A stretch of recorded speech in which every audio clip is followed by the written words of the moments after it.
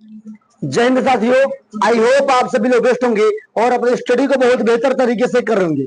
मेरे प्यारे ब्रिजेशियन से हम टॉपर, पिछली 2-3 क्लासेस से हम लोग चैप्टर 3 विद्युत को पढ़ते आ रहे हैं। इसमें मैंने सबसे पहले आपको इंट्रोड्यूस करवाया है आवेश से, क्योंकि जो आवेश है साथियों वो पूरे इलेक्ट्रिसिटी का मेन पार्ट होता है।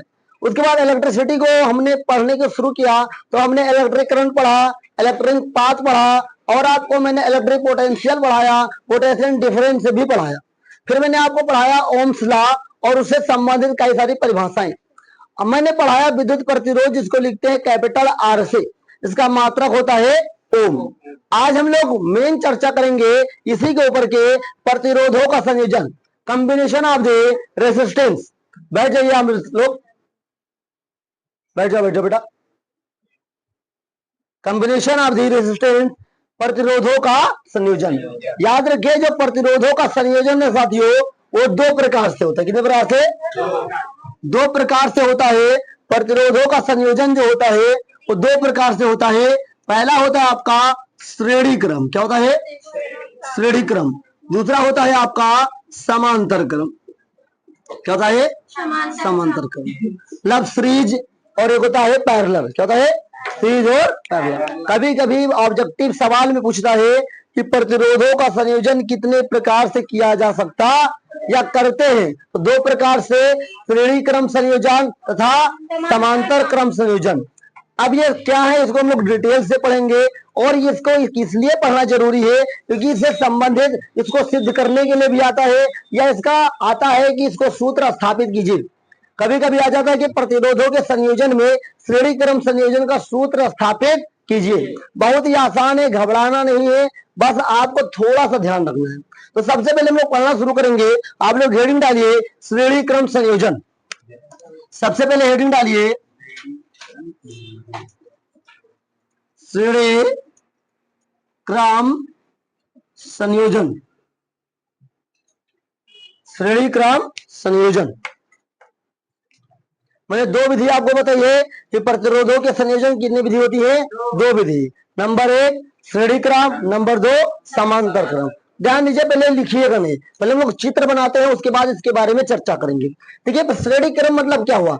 श्रेणी मतलब क्या हुआ? एक दूसरे के अगल बगल में, मतलब आगे पीछे। क्या? आगे पीछे। श्रेणी मतलब सीरीज, मतलब लाइन में लगी हुई है। तो मान लो प्रतिरोध की बात की गई है। क्या? हमें अब चूंकि इलेक्ट्रिसिटी पढ़ रहे हो, ये कॉम्बिनेशन किसका है? प्रतिरोधों का है। तो मान लेते हैं कि हमारे पास 3 प्रतिरोध है। कैसे है देखिएगा ध्यान से। हम मान लेते पहला प्रतिरोध ये है, दूसरा प्रतिरोध ये है, तीसरा प्रतिरोध ये है। कुछ इस प्रकार से होता है अप डाउन से। और इन तीनों का जो कॉम्बिनेशन है भैया, ध्यान से देखिएगा, अभी वो लिखिएगा नहीं ना, उतारिएगा ऐसे।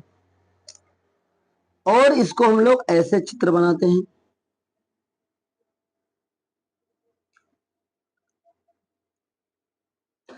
याद रखिएगा जो बड़ा वाला होता है उसे प्लस लिखते हैं और छोटा वाला क्या होता है? माइनस का होता है। ओके, हम 3 प्रतिरोध, यहां पर जो ये प्रतिरोध साथियों इनके बीच में जो होता है, देखिए ध्यान से, इसमें होता क्या? ए आई है। क्या है? ध्यान से देखिएगा, ए बी होगा, बी होगा, बी होगा। आई आपका यहाँ पे होगा, आई आपका यहाँ दिख रहा होगा। ठीक है? ये क्या है? आर है, ये भी आर है, ये भी आर है। अच्छा, आर क्या है भैया? प्रतिरोध है। क्या है? तो 3 प्रतिरोध मान लेते हैं, तो क्या हो जाएगा? ये R1, ये R2, ये R3। तो अगर मेरे प्यारे साथियों ये आर है और मैंने आपको बताया है कि 2 बिंदुओं के बीच में विभवांतर होता है और विभवांतर को लिखते हैं V से, मतलब वैद्युत विभव होना जरूरी है। तो क्या होगा? ये होगा V1, क्या होगा? V2, ये क्या होगा? V3। इसलिए इन टोटल को लिखा गया है B से। इन टोटल किसे लिखा गया है? अब ध्यान देखिए, कभी कभी सवाल पूछता है साथियों कि श्रेणी क्रम संयोजन में कौन सी चीज कॉमन होती है? तो यहाँ पे होता है विद्युत धारा। क्या होता है? देखिए यहाँ पर हम देखते हैं हमारे पास B1 है, B2, B3 है, R1, R2, R3 है, लेकिन I तो हमारे पास सिंगल है। तो कभी कभी पूछता है कि श्रेणी क्रम संयोजन में कौन सी चीज समान होती है? क्या होती है? तो कौन सी होती है? आई। आई क्या है? विद्युत धारा। क्या है? विद्युत धारा। आर क्या है? विद्युत प्रतिरोध है, V क्या है, विद्युत विभव है, क्या है, विद्युत विभव है। लेकिन अगर दो बिंदुओं के बीच की बात की जाए तो क्या हो जाएगा, ये विद्युत विभवांतर। ओके, आइए अब इसको हम सिद्ध कैसे करेंगे। तो पहले हम इंट्रोड्यूस करते हैं कि श्रेणी क्रम संयोजन को लिखेंगे कैसे। ध्यान दीजिए, अगर हम यहाँ पर देखे पाए तो यहाँ पर क्या है, एक प्लस एक, फिर एक प्लस एक, फिर एक प्लस एक। समझ में आ रहा है, चित्र में आपको लिखा होगा प्लस और माइनस दिखा है ना। चलिए देखिए, आज हम इधर की ओर आ रहे हैं। तो कभी कभी सवाल पूछता है साथियों कि जब हम श्रेणी क्रम संयोजन करते हैं, प्रतिरोधों का संयोजन करते हैं, तो जो इलेक्ट्रॉन्स होते हैं, जो विद्युत धारा का चालन होता है, वो किससे किसके ओर होता है, तो प्लस से माइनस की ओर होता। कभी कभी सवाल आता है कि श्रेणी क्रम संयोजन में या विद्युत परिपथ में जो आपका विद्युत प्रतिरोध है, तो विद्युत धारा है, क्या है, उसका दिशा क्या होता है, तो प्लस से माइनस की ओर होते, प्लस से माइनस की ओर होते। ये कंफर्म हो गया। तो हम लिखेंगे कैसे, यहाँ पे ध्यान देने वाली बात है, ये प्लस है, ये माइनस है, ये प्लस है, ये प्लस है। तो हम यहाँ देखने को क्या पा रहे हैं कि इसका जो माइनस है साथियों, किससे, इसके वाले प्लस से जुड़ा है, इसका वाला माइनस इसके प्लस से जुड़ा है। तो इसको परिभाषित करने की कोशिश करते हैं। तो आप सभी लोग पहले परिभाषा लिखिएगा तब चित्र बनाइएगा। तो लिखिएगा, जब यह आपका श्रेणी क्रम है, ठीक है, जब विद्युत प्रतिरोधों के दो या दो से अधिक, दो या दो से अधिक, दो या दो से अधिक प्रतिरोधों, जब विद्युत प्रतिरोधों के दो या दो से अधिक, प्रतिरोध है बेटा वहां पे, प्रतिरोधों को दो या दो से अधिक घटक से अधिक घटक इस प्रकार जुड़े हों कि उनके बीच समान विद्युत धारा प्रवाहित। एक बार मैं फिर से बोलता हूं कि जब विद्युत प्रतिरोधों के दो या दो से अधिक घटक इस प्रकार जुड़े हों कि उनके बीच समान विद्युत धारा प्रवाहित है, या सॉरी प्रवाहित हो, क्या प्रवाहित हो, तो इस प्रकार का संयोजन, इस प्रकार का संयोजन श्रेणी क्रम संयोजन कहलाता है। बहुत ही आसान है, एक बार लिख लीजिए, मैं फिर से एक बार डिफाइन करूंगा इसे। मैंने लिखवाया है कि जब विद्युत प्रतिरोधों के दो या दो से अधिक घटक इस प्रकार जुड़े हो कि उनके बीच क्या हो, समान विद्युत धारा प्रवाहित हो। जैसे यहाँ पर हम देख पा रहे हैं कि हमारे पास जो आई है वो क्या है, सिंगल है, सभी के लिए आई काम कर रहा है। यहाँ पे B1 B2 B3 आपको अलग अलग दिख रहा है। तो जिस ऐसा संयोजन, प्रतिरोधों का ऐसा संयोजन जिनके बीच विद्युत धारा क्या हो, समान हो, समान प्रवाहित हो, उसे क्या कहते हैं, श्रेणी क्रम संयोजन कहते हैं। इसको लिख लीजिए, फिर हम लोग आगे बढ़ते हैं। बात यह होती है कि आपने देखा होगा कि आपके बोर्ड में होता है बटन, क्या होता है, तो इसे बोलते हैं कुंजी, क्या बोलते हैं, तो यहाँ पर चित्र में होता है कुंजी, क्या होता है, कैसे लिखते हैं। और इसके धारा को मापने के लिए अमीटर का उपयोग किया जाता है, इसको लिखते हैं ऐसे। अब ये चित्र आपका पूरा हुआ। अब मैं एक बार इसे बढ़िया से पढ़ता हूँ, इसी को चित्र के द्वारा समझाता हूँ, इसको सिद्ध करके भी दिखाऊंगा।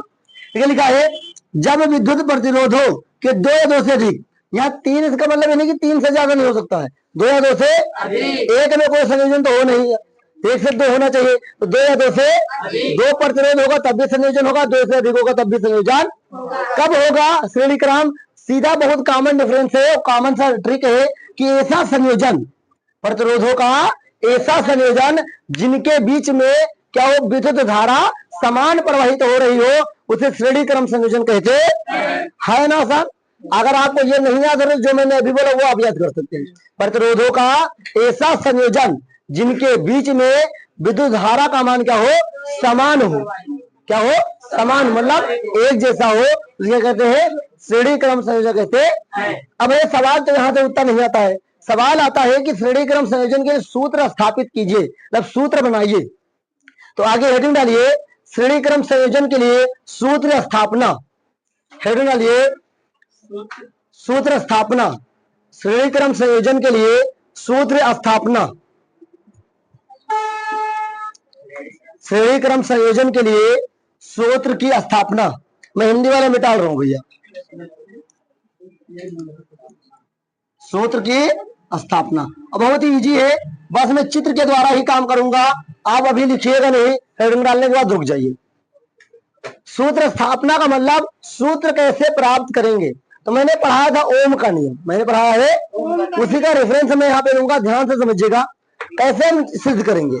तो थोड़ा एक लाइन लिखेंगे, थोड़ी देर लिखिए। लिखिए माना, हाँ लिखिए उसके आगे माना तीन प्रतिरोध, माना लिखिए माना तीन प्रतिरोध R1 तम R2 व R3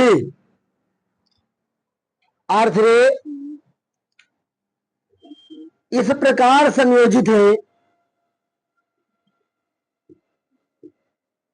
इस प्रकार संयोजित है कि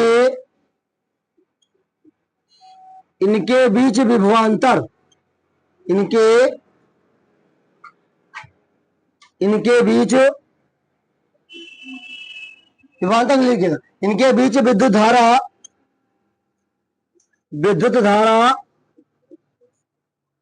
I प्रवाहित हो रही, विद्युत धारा प्रवाहित हो रही तथा दो बिंदुओं के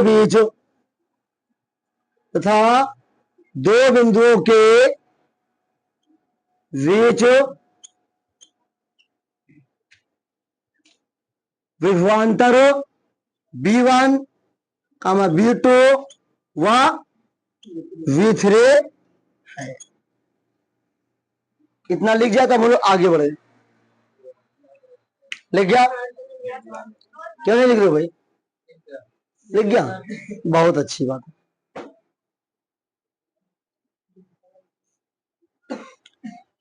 अब इसको हम लोग चित्र के ऊपर काम करते हैं। देखिएगा,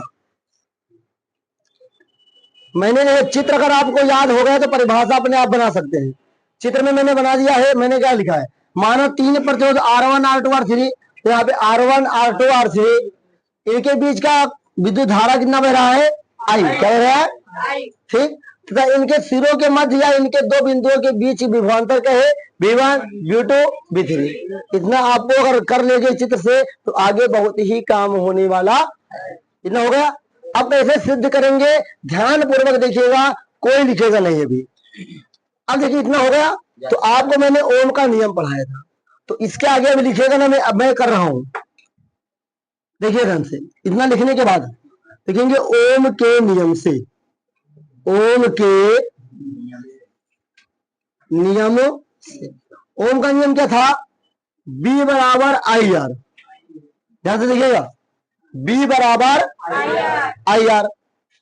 अगर हम R की बात करें तो क्या हो जाएगा भैया, R बराबर क्या हो जाएगा, B अपान I होगा कि नहीं होगा। R बराबर हम बात करें तो B अपान I होगा कि नहीं होगा। लेकिन इसकी जरूरत हमारी यहाँ है ही नहीं। क्यों नहीं है, क्योंकि हमारा क्या है, श्रेणी क्रम संयोजन। अब ध्यान से देखिएगा, यहाँ पर B बराबर IR है। क्या है, B बराबर IR है। तो यहाँ पर देखें तो B1 है, B2 और B3 है। तो इसलिए क्या, इसलिए B1 बराबर क्या होगा, IR1 होगा। भैया IR1 क्या होगा, क्योंकि भैया B1 के लिए तो R1 है और I पे 1 के लिए लगा, I सब में बराबर है। आई समय क्या है, लेकिन B1 के लिए क्या है, R1 है। और भैया B2 के लिए क्या होगा, IR2 होगा। चलिए B3 के लिए क्या होगा, B3 के लिए होगा IR। इतना समझ में आया। अब ध्यान से देखिएगा, ये B1 B2 B3 क्या है, विद्युत विभव तो है। तो लिखेंगे अतः, क्या लिखेंगे, अतः कुल विभवांतर, कुल विभवांतर मतलब कैपिटल V बराबर क्या होगा, B1 प्लस B2 B3। इतना समझ में आया कुछ। क्योंकि देखिए आपको मैंने पढ़ाया था लेंथ वाले में कि P बराबर P1 plus P2 plus P3 dot dot, जितना चाहो उतना बढ़ा सकते हो। तो यहाँ पर हम क्या कर रहे हैं, कुल विभवांतर। कुल विभवांतर मतलब जहां पर है सबको जोड़ लेंगे। तो कुल विभवांतर तो हमारा B है, और ये बता हुआ है B1 B2 B3 में। तो B बराबर क्या होगा, B1 plus B2 plus B3। अब देखिए ध्यान से, B बराबर क्या है, IR। B बराबर IR, ओके। B1 बराबर क्या है, IR। B2 बराबर क्या है, IR2। B3 बराबर क्या है, चलिए ध्यान से देखिएगा। अगर हम देखें तो इधर तो हम ऐसे छोड़ देंगे, लेकिन तीनों में देखें तो क्या कॉमन है, I। क्या कॉमन है ना, सभी के पास I बराबर है। I कॉमन लेंगे तो I बराबर हो जाएगा IR बराबर I बाहर लेंगे तो R1 प्लस R2 प्लस, क्योंकि ये बराबर का चिन्ह लगा है, क्या लगा है, तो हम I और I काट भी तो सकते हैं, कोई दिक्कत।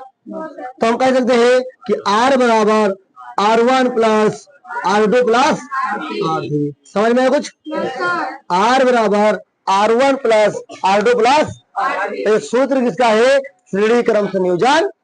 तो यहां पे लिखेंगे अतः यह श्रेणी क्रम संयोजन का सूत्र है। तो कभी कभी जो ऑब्जेक्टिव में पूछ लेता है कि श्रेणी क्रम संयोजन का सूत्र निम्नलिखित में से कौन है, तो R बराबर R1 plus R2 plus R3। घबराइएगा नहीं, इसका उल्टा होगा तो हो जाएगा श्रेणी क्रम के बाद समांतर क्रम। बहुत आसान है, कभी कभी दो सवाल से ऑब्जेक्टिव में बनेगा। पहला पूछेगा निम्नलिखित में से कौन श्रेणी क्रम संयोजन का सूत्र है, तो R बराबर R1 प्लस R2 प्लस। अगला सवाल पूछता है कि श्रेणी क्रम संयोजन में कौन सी चीज समान होती है, तो क्या होती है, विद्युत धारा। और कौन सी चीज अलग अलग होती है, विद्युत विभवांतर। तो है विद्युत, श्रेणी क्रम संयोजन में धारा का मान समान होता है जबकि विभवांतर का मान अलग अलग होता है। ये सही है कि गलत है, सही है ना, यही पूछता है बोर्ड एग्जाम में। ऑब्जेक्टिव में यही पूछेगा कि बताइए श्रेणी क्रम संयोजन में निम्नलिखित में क्या समान होता है, धारा विभवांतर, यही सब पूछता है। तो कभी घबराइएगा नहीं, श्रेणी क्रम संयोजन में धारा का मान क्या होता है, समान होता है। और श्रेणी क्रम संयोजन के सूत्र क्या होता है, R बराबर R1 प्लस R2 प्लस। पता है इसमें कोई दिक्कत है, इसमें तो दिक्कत नहीं होना चाहिए। धीरे धीरे अगर आपको ओम का नियम देखिए, सबसे पहले हिंदी आपको लिखना है।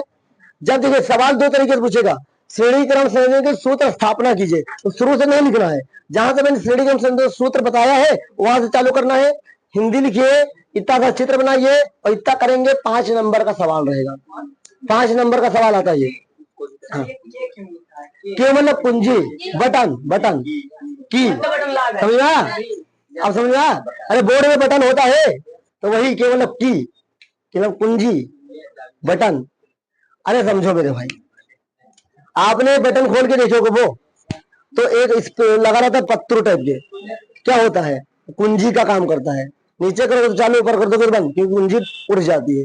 ये कुंजी का काम होता है। ये मेनली इस प्रकार से होता है, ऐसे होता है, ठीक है। लेकिन बिंदु के आकार का इसे दर्शाया जाता। इसमें किसी को डाउट, आप घर पे एक बार रिवीजन करेंगे आपको जरूर समझ में आएगा। तो आइए इसको आप लोग उतार लीजिए और हम लोग आगे बढ़ते हैं और सीखते हैं अगला अपना समांतर क्रम संयोजन। आइए साथियों आगे बढ़ते हैं। ध्यान दीजिए, हमको समांतर क्रम संयोजन से पढ़ने से पहले जो श्रेणी क्रम संयोजन है उसके बारे में और कुछ जानकारी लेना है कि श्रेणी क्रम संयोजन का उपयोग कहाँ करते हैं, इसका उपयोग क्यों करना चाहिए, इसका लाभ क्या है और हानि क्या है। अगर कोई भी काम होता है साथियों तो कोई ना कुछ उसका प्रॉफिट भी होता है, कोई ना कुछ उसका हानि भी होता है।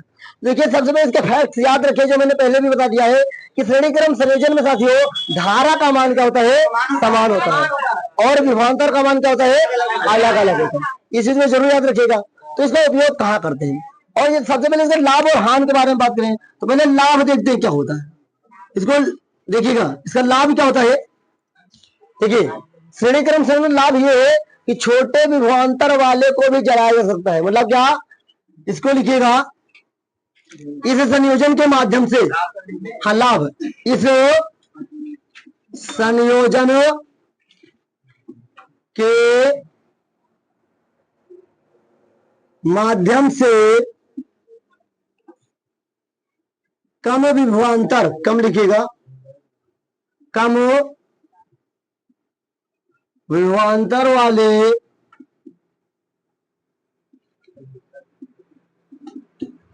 उपकरणों को वे चलाया जा सकता है, चलाया जा सकता।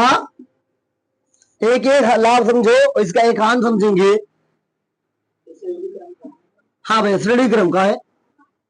लाभ क्या है कि जिसका कम विभवांतर होगा उसको भी जलाया जा सकता है। क्यों जलाया जा सकता है कि जो चलाया जा सकता है, जलाया जा, अगर बल्ब है तो जलाया जा सकता है, उपकरण है तो चलाया जा सकता है, लेकिन चलाया एकदम कॉमन हो जाएगा। तो देखिए चलाया या लिख दो, चलाया या जलाया, बस।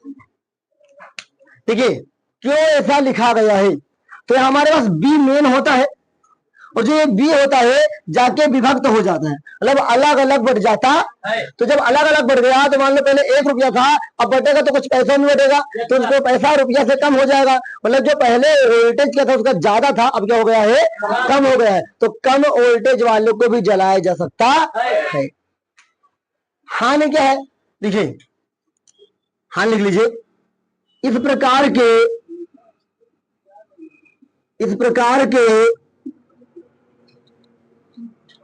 संयोजन में परिपथ को चालू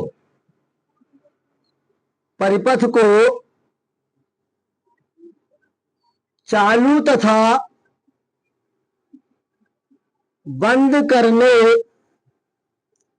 के लिए केवल एक स्विच होती है। इस प्रकार के संयोजन में परिपथ को चालू तथा बंद करने के लिए केवल एक स्विच होते हैं। अतः इसके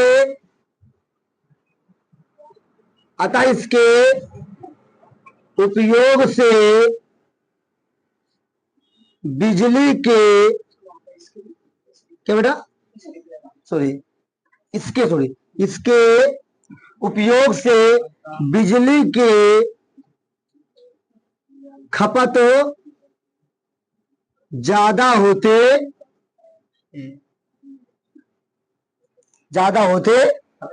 बस एक बार अपने पीडीएफ में जरूर पढ़िएगा इसको। लाभ क्या है कि इससे हम छोटे वोल्टेज वाले को भी जला सकते हैं। हानि क्या है कि इससे बिजली ज्यादा बर्बाद होती है। तो कभी कभी ऑब्जेक्टिव में पूछता है कि बिजली की खपत किसमें ज्यादा होती है, श्रेणी क्रम संयोजन में, समांतर क्रम संयोजन में। तो श्रेणी क्रम संयोजन। अब एक बार रुक जाइए, इसको अच्छे से समझ लीजिए। आपके घर में देखा होगा आपने कि आपके छत के जो छज्जे होते हैं, जो छत का बाहर वाला हिस्सा होता है उसकी छोटी छोटी लाइटें लगी होती है। आपने देखा हो, ये मान लो सारी लाइटें कभी कभी एक बटन से होती है। तो अगर आपकी जरूरत एक बल्ब को जलाने की है लेकिन सबको जलाना पड़ता है, ये वो श्रेणी क्रम में जुड़े हैं। और जो मेरे बाहर वाला लाइट लगा है बाहर सब में, ये भी श्रेणी क्रम में है।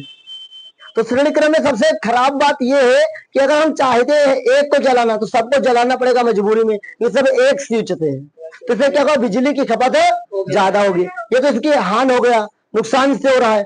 लाभ क्या है, इसे छोटे वोल्टेज वालों को भी जलाया जा सकता है। कैसे, आपने देखा हो आपके घर में सजावट के लिए लड़ियां लगाई जाती है, मतलब कि छोटे छोटे बल्बों की लड़ियां, मतलब कि आप झालर बोलते हैं। क्या बोलते हैं, झालर बोलते हैं। तो उसमें छोटे छोटे बल्ब लगे होते हैं, अगर उनको डायरेक्ट लगा देंगे वो जल जाएगा क्योंकि उसका वोल्टेज क्या है, कम है। लेकिन अगर आप उस लड़ी को जलाते हैं, होता क्या है कि जब स्विच से चालू किए तो वोल्टेज तो भारी आया, लेकिन छोटे छोटे बल्बों में क्या हो गया, बढ़ गया, इसलिए छोटे वोल्टेज वाला भी बल्ब जल गया। लेकिन आपने ये भी देखा होगा कि आपके घर में जो झालर होगी, अगर उसका एक बल्ब खराब हो गया तो आगे जलता भी नहीं है। देखा होगा कि साथियों, आपका अगर एक भी बल्ब खराब हो गया तो उस लाइन में जितने बल्ब जुड़े हैं वो नहीं चढ़ते हैं, आपने देखा होगा। तो ऐसा क्यों होता है, क्योंकि साथियों श्रेणी क्रम संयोजन में विद्युत धारा का रास्ता केवल एक होता है, और किसी भी परिपथ को चलाने के लिए विद्युत धारा तो बहुत जरूरी है। तो जब विद्युत धारा जा रहा है यहां से यहां तक आया और यहाँ पर गायब हो गया, मतलब यहाँ पर कट गया, तो आगे विद्युत धारा जाएगा नहीं। तो जब जाएगा नहीं तो न ये चलेगा न ये चलेगा। सही भैया, कहने का मतलब यहाँ तक तो करंट आया, इसको तो चलना चाहिए, तो ये इसलिए नहीं जलेगा क्योंकि मैंने बताया था कि जब तक प्लस और माइनस का कॉम्बिनेशन नहीं होगा कोई जलेगा भी नहीं।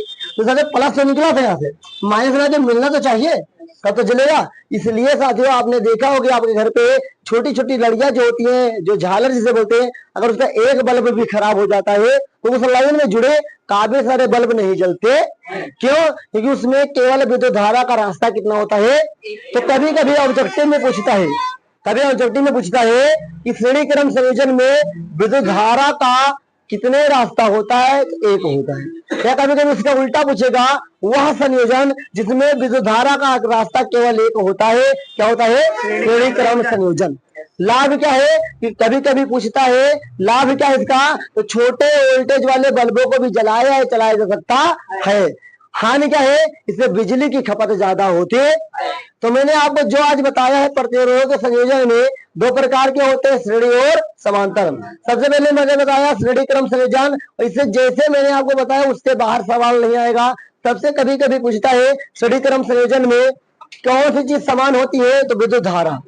अलग अलग क्या होता है, विभवांतर। ओके, कभी कभी रास्ता पूछ लेता है कि विद्युत धारा का रास्ता कितना होता है, एक। ओके, कभी कभी पूछ लेता है कि विद्युत धारा के संयोजन प्रतिरोधों के संयोजन के श्रेणी क्रम संयोजन के सूत्र की स्थापना कीजिए। पहले इतनी हिंदी लिखिएगा, चित्र बनाइएगा, उसके बाद यहाँ से यहाँ तक करना है, नंबर आपको पूरा मिलेगा।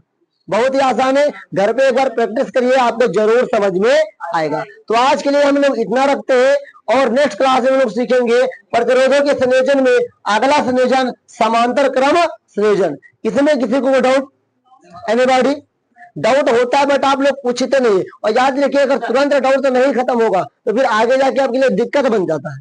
तो आप लोग पढ़िए, जो डाउट है उसे पूछिए, और हम लोग आगे बढ़ेंगे, नेक्स्ट क्लास में पढ़ेंगे समांतर क्रम संयोजन को। बाकी की बातें नेक्स्ट क्लास में, तब तक के लिए जय हिंद, वंदे मातरम साथियों।